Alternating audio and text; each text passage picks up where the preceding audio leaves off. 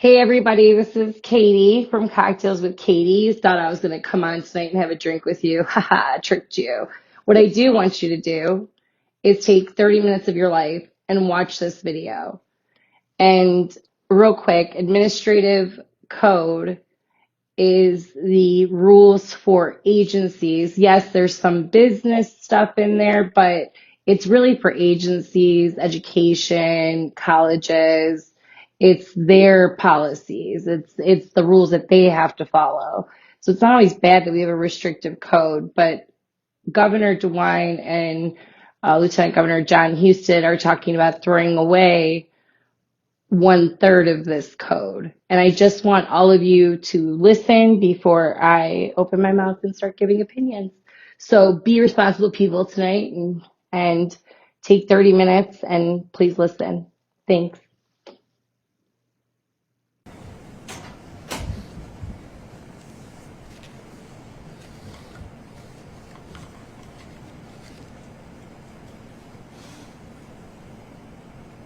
All set, everybody?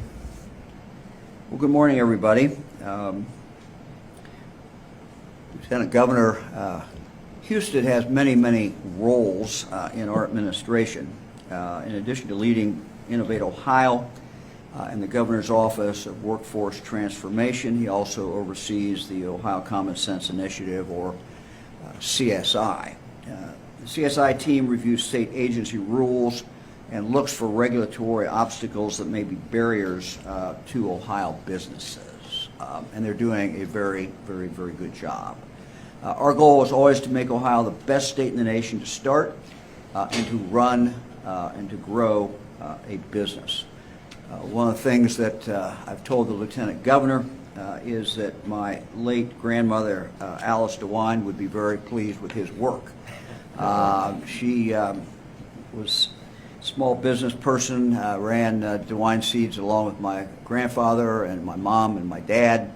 But Alice Dewine ran the office, and there was no doubt who ran the office. She routed trucks, and she made sure that bills were paid both ways, and did many other things. But one of the things I most remember from when I was a little kid is being in there and kind of hanging around as little kids do in a family business, was her complaining about the government, red tape, and those crazy people in Washington, yes, those crazy people in Columbus. So I think Alice would be happy with today's announcement. When we took office, you may remember CSI unfortunately had a backlog of unreviewed rules.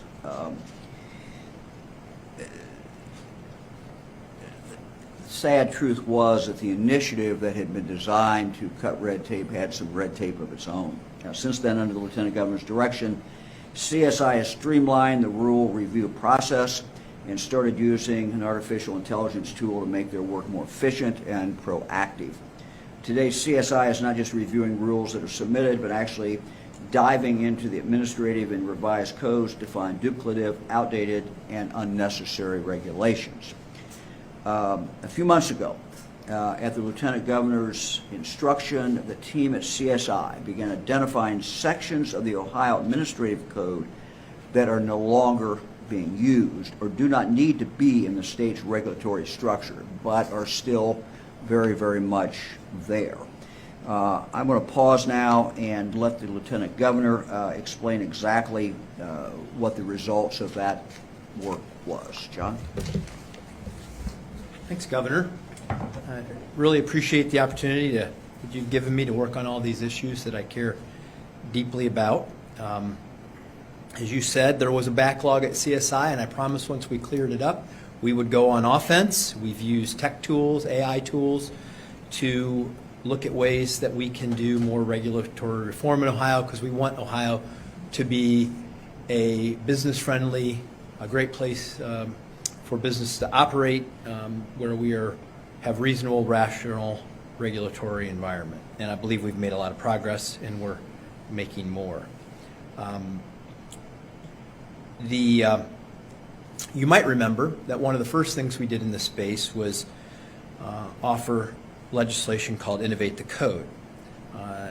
under Innovate the Code, we were going to save agencies about $44 million in the next decade and about 58,000 hours of state employee time, because we went through, we identified areas that were outdated, and we wanted to modernize that. And we've given that legislation to the Ohio General Assembly, and some of the things it would do is it would allow agencies like the Ohio Department of Taxation to stop using certified mail and use digital notifications that would save, would eliminate the need for 600,000 pieces of certified mail a year and the cost and inefficiency that is associated with that. Another change would implement the electric submission of everything from oil and gas reports, or implement electric submission of oil and gas reports, applications, test reviews, required documents from a variety of different kind of businesses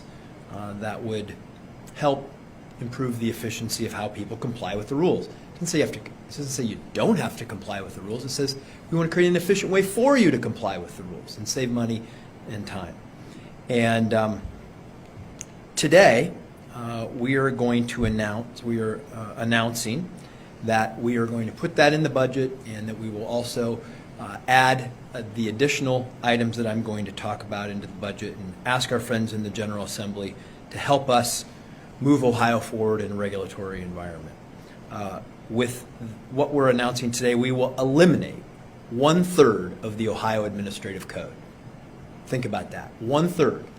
1/3 of that will be gone. This accounts for more than 5 million words, 20,000 pages from Ohio's regulatory system. It's the equivalent of printing our U.S. Constitution 700 times. That's what we're eliminating today. Let me talk about what that is. It's going to be duplicative provisions, outdated sections, and unnecessary requirements. And the first area that I want to talk about is the Lottery Commission. This is an area where we have discovered that 10% of the words in the state administrative code involved in that code for procedures specific to Ohio lottery games, and that Ohio is the only one of our neighboring states, and the only one we can really identify in the nation that does it this way. CSI is working with the Lottery Commission to remove over 240 of these rules for games that are no longer played in Ohio, and some of them have been out of date and out of existence for a decade, but they're still in there. Through updates working with the Ohio Lottery Commission, we will no longer need to have these rules in the Ohio Administrative Code. Next section, higher education. Ohio is the only state, at least as we compare to our surrounding states, that requires each public institution of higher education to individually adopt the entire contents of their university policies as regulation in the Ohio Administrative Code. As a result, Ohio has over 2.3 million words in the Ohio Administrative Code that are duplicative, since Ohio law already requires state institutions to publish these policies on their websites. No reason for it to be in there. As a result of this project, CSI will work to eliminate all of these duplicative rules, and I think I mentioned 2.3 million words will come out of that Ohio Administrative Code under the higher education section. Third area that we will be eliminating is much of the building code. Ohio is unique in this sense because we put the national building and fire code standards copied word for word in the Ohio Administrative Code rather than simply telling people to refer to it. As a result of that, there are approximately 1.5 million words in the state's plumbing, fire, residential, building, and mechanical codes, which are vastly more than any of our neighboring states. By rewriting state codes to only identify the differences between Ohio and others and the national standard, we will significantly reduce the size of the code and make it easier for businesses to identify and and Ohio-specific codes regarding fire requirements and others. Bottom line is it makes it easier to comply. Instead of trying to figure out what's different from the Ohio code and the national code, we set it apart so that you know exactly what's different in Ohio and you don't have to sort through the entire code to try to figure this out. This literally is the definition of common sense, and this is why the Common Sense Initiative is doing these kinds of things. There's no reason that we would be so duplicative. We want to make it easier for people to comply, not harder. And the last point I want to make today is that we are announcing that CSI is creating a new tracking tool. Remember, the General Assembly wants us to eliminate 2 rules and regulations for 1. They want us to reduce the number of regulations by 2025 so that Ohio is the best state in the country from a regulatory point of view. But if we're going to do that, we need people to understand every time they pass a bill what the consequences of that are. And so 180 bills were enrolled by the General Assembly during the 134th General Assembly. At least 35 of those, 19.4%, explicitly required state agencies and boards to adopt new rules. So it's counter to what the General Assembly has asked us to do by reducing rules and regulations. In the most recent Mercatus Center report, Ohio was the fourth most statutory text of all states analyzed, 46 states total, and it was exceeded only by California, Illinois, and Texas. We're going to fix that. We're fixing it today, and we're going to fix it with this tool. Very commonly, these bills includes words like, quote, "the agency shall adopt rules," end quote. This creates a legal requirement for us to make new regulations. That is why CSI is creating some visibility to this and is now tracking legislation that requires new agency rules, and we hope the General Assembly will use this tool to help us achieve our shared goal of reducing the regulatory burden. Agencies, the General Assembly, and any Ohioan can find this tracker starting today at csi.ohio.gov. And I want to conclude by saying this: Ohio has been a leader in regulatory reform, but you wouldn't know it because we haven't eliminated a lot of the excess parts of the code. And we're not getting recognized for this. Today, we are changing all of that. Through this project, in the language we are proposing in the budget, will result in the elimination of approximately 3,700 different regulations. For some perspective, that's more than 150% of the rules eliminated by agencies after going through the CSI rule process. That work involves feedback from businesses, citizens, and other entities, and we're going to make Ohio a regulatory reform leader. And to put this in perspective, if the General Assembly passes what we're asking it to do, we will take this much of the Ohio Administrative Code. We almost got that.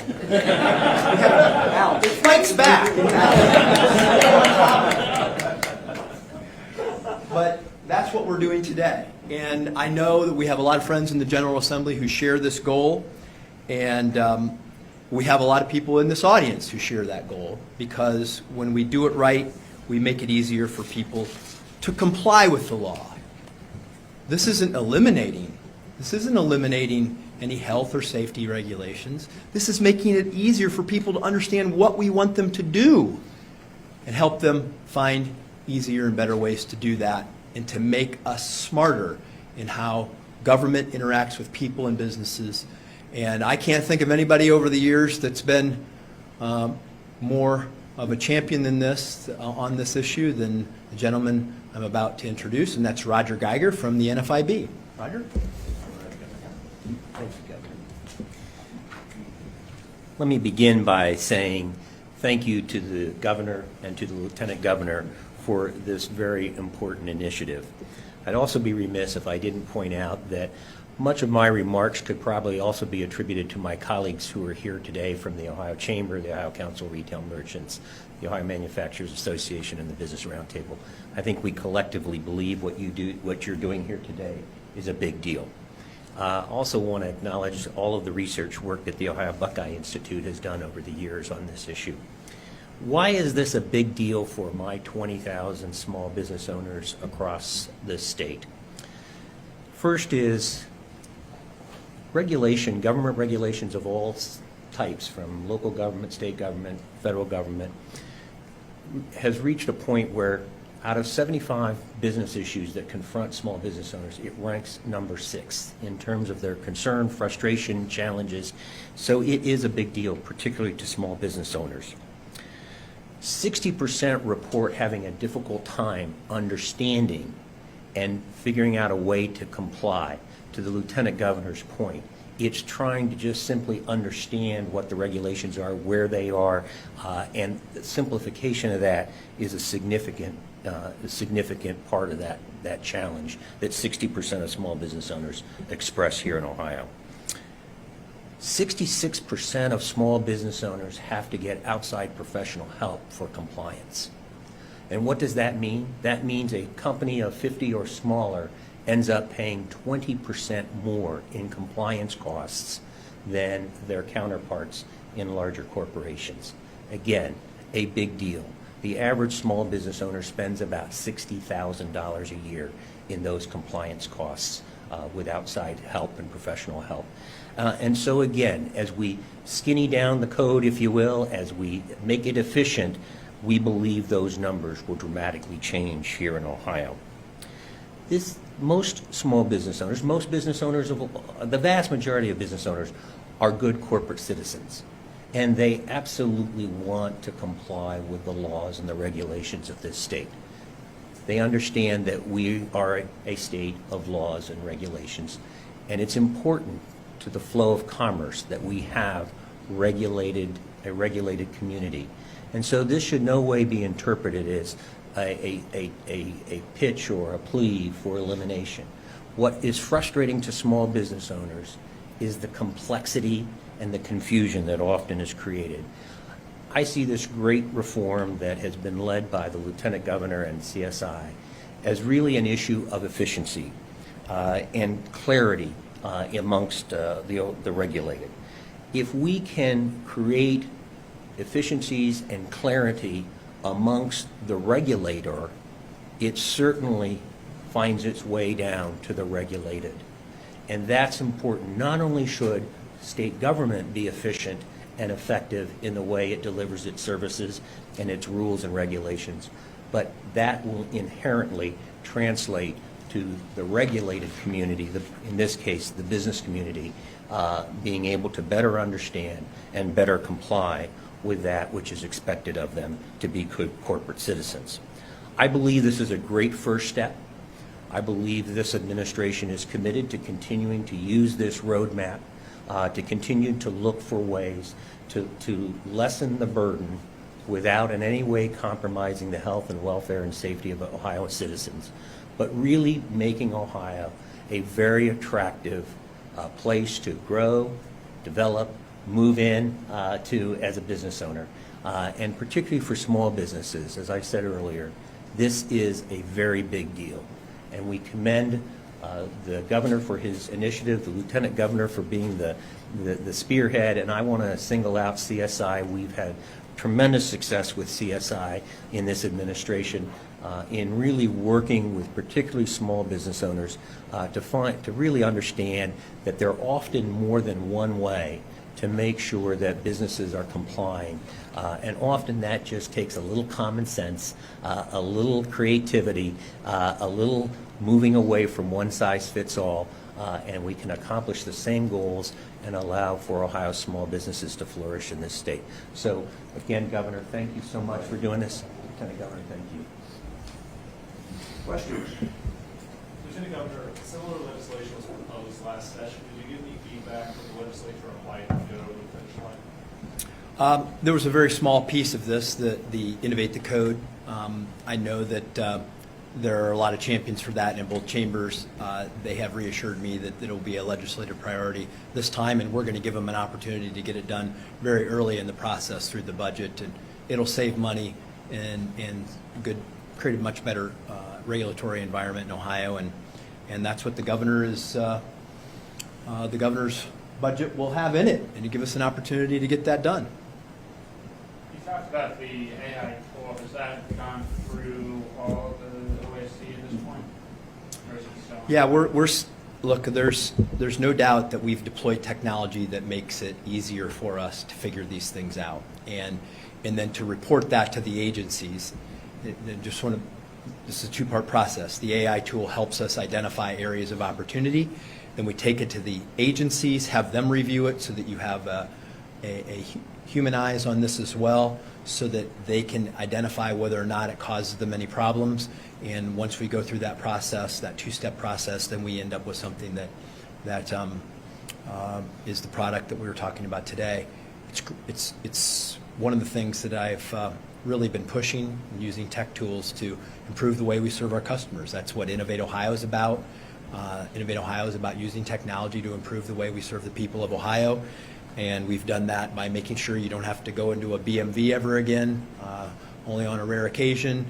We've done that with a variety of other tools, including the work that we've done on e-warrants to make sure that law enforcement can upload e-warrants and those warrants can be shared. So using technology to improve customer services, that's what we've really been pushing, and this is today is another example of that. Can you walk us through what it looks like to comply with code if a state agency or a business? Do they have these books handy? What does it look like to actually comply with this code on a daily basis? Well, I'll share Roger probably has some really good examples of this, but I will just share that I think for the average person, they don't know how to do it. That's the problem. It's become so big and unwieldy that they don't know how. And then they have to hire an attorney to figure out how. And that adds to that cost that Roger's talking about. And look, if you're a big company that has a lot of people available for you, that you may be able to get through it. But small businesses in particular, and startups and people like that, they have no idea how to navigate. So we're trying to make it easier for them to do this, and I'm sure Roger has some good examples. Great question. And in the case of my membership, it's often Bob and Ethel at the kitchen table managing their small construction firm or their small building firm, trying to wade through where regulations are. And as I mentioned, 66% of small businesses have to get that help from outside, that outside consulting, which is, again, what drives up the cost for small businesses compared to larger corporations. What we've discovered is that most small business owners, again, as I said earlier, want to be good corporate citizens, and they strive hard to do so. They rely on their expertise that they have to contract out. They rely on their trade associations and organizations to inform them on new and changing rules. They often have to do it as part of their certification process. There's multiple ways that small business owners deal with, and I guess all businesses deal with regulatory compliance. But again, what this initiative, in my mind, does is really separates the wheat from the shaft. It really takes away that which is really important for small business owners to be able to focus. And that creates efficiencies. Why is efficiencies important? In every business, large or small, an efficiently run business is usually their competitive advantage. Yeah, I'll give you some examples. Look, when I was in Secretary of State's office, we reformed that process of what it took to form a business. You used to have to take you have to fill out a form, you mailed it in, you sent your check in, and then you had to process it, they had to load it in, and then they'd send it back, and it usually took 4 days. And we changed that so that you could do it online, that you could pay with a credit card, because like literally in our office, people would have to open up envelopes, they would have to take checks, they would have to do. It's eliminating a lot of those processes it's important to do that because you just create efficiencies and you don't need as many people and you are more efficient. It saves people time and money. And I just look at the building code here. It's like, imagine having to look at 1.5 million words and figure out how it affects you and to figure out the difference between, well, what's the national standard and what's the state standard? Now you don't have to do that. Now you know what the national standard is. Okay, and these are the things that are unique to Ohio. And that will make it much more efficient for people to really understand what it is we expect them to do. The biggest frustration you will often hear from people is not that they have to comply, it's how to comply, how to figure it out. And that's what we're doing with these tools to try to make it easier for people to do the right thing. Governor, do you have any concerns about some of the divisions among House Republicans right now? And, going forward, will you work with Speaker Stevens, Representative Barron? How do you see that playing out? I think the House will work it out. I don't think it's really appropriate for the governor to get involved in what the House or the Senate is doing. They historically elect their own members. They figure it out. So I'm not concerned at this point. It'll work out. Governor, as a follow-up to that, who do you consider to be the leader of the House Republican caucus? Well, I intend to deal with this, look, I intend to deal with everybody. This has been a very open administration. I talk to every member of the House, every member of the Senate. The leader is the Speaker. The leader is the Senate President, and the Governor. Those are normally considered the three, who are involved directly in conversations, and that will continue. How much involvement do you have with the House as you're crafting your final plans for the budget before releasing it? Do you have a lot of talks with them before you release your budget plan? Well, there's certainly discussions with different members about areas that they are concerned about or that they have taken the lead in, but that goes on 12 months a year. So we are now finishing up literally today the last decisions. I think we made the last decision, I hope, yesterday about what we're sending to the legislature. And this is, we have a proposal. That's just the way the system works. We propose it. We send it to the legislature. I get the opportunity on Tuesday to explain some of it and talk about it and advocate for it, and then they have the chance to work on it. Have you talked to Speaker Stevens about your budget proposal? Not in specifics. Not in specifics. I don't think that there's going to be the direction of where we think the state should be going. The priorities are not changing. We're headed in the same direction. It's sort of like we're in a car, and the only difference really is going to be that we were going 50 miles an hour, and I think when you look at the budget, you'll see we're trying to go at about 100 miles an hour. So we're going to continue. But look, it's the same things. We're investing in our people. Our goal is for every Ohioan to be able to live up to their God-given potential. We're creating jobs very quickly in the state of Ohio. Our number one challenge remains making sure every Ohioan has the training, the education that they need so they can get a good job and live their American dream. So you're going to see that reflected again in the budget. So I don't think there's going to be a huge surprises. We're kind of accelerating the speed a little bit. So. Governor, you've been asked many times about gun violence, and you and I talk about it at your year-end interview. We continue to see incidents all around the state, especially here in Columbus, and not just gun violence. So many young victims. It seems like almost every day in some community around this state, there's another young victim of gun violence.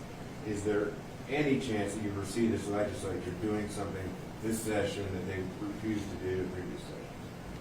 Well, I hope again, I think the most important thing is to concentrate on people who are the most violent. and people who, it's a small number of the criminal element that commits most of the violent crime. And you're absolutely right. We are seeing, when we talk to juvenile court judges, when I talk to juvenile court judges, when I talk to police, when I talk to prosecutors, what they're seeing is a downward trend in the age at which this violence is occurring. So the violence is occurring by younger and younger people. And that is certainly something that should alarm every Ohioan. There is no easy answer to this. I think we have to, go after the violent criminals, but we also know that there are other factors that are causing this in communities, and education and making sure that every child in the state has hope, has opportunity. Certainly that is important as well. So it's not all about law enforcement. That's a part of it.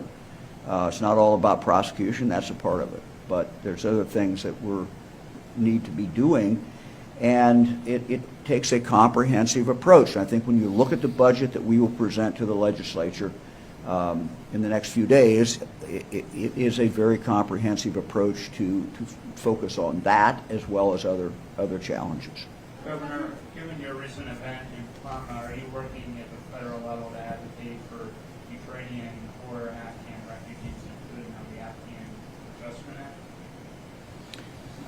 I'm not involved directly with what is going on in Congress. I gave that up a few years ago.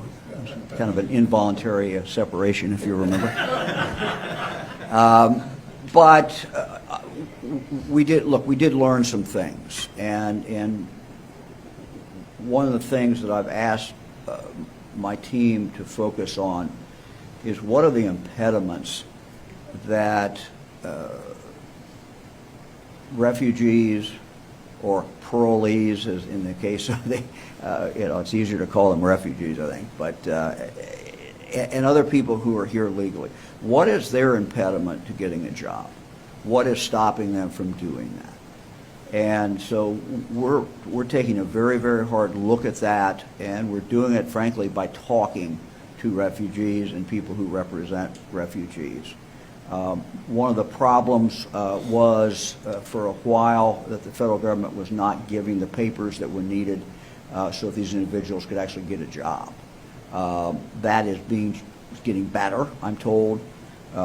You also have,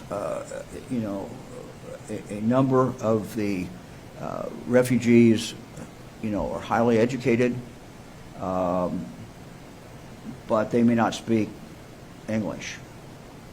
And so there appears to be a lack of accessibility for them to take courses and have instructions so they can learn English at a faster rate. So these are things that we're looking at. What can we do to help them in that regard? You also have rules and regulations that we're looking at to see if there's some way we can speed things up. You have someone who's highly educated, they may be a doctor, they may be a lawyer, but they obviously do not have that certification in the state of Ohio. So each person's got a different situation, but the language barrier for some of them speak English very well, but the language barrier appears to be one big barrier that we ought to be able to get over and help them with. So that's another part of our focus. We have time for one more question. Do you have any comment or concern to some of the House rule changes that were going to be offered by Republicans on Tuesday, such as carrying firearms on the House floor or only allowing Christian prayer? They were offering some amendments to the way the House would operate, like carrying firearms. Yeah, well, again, I'll defer to the House.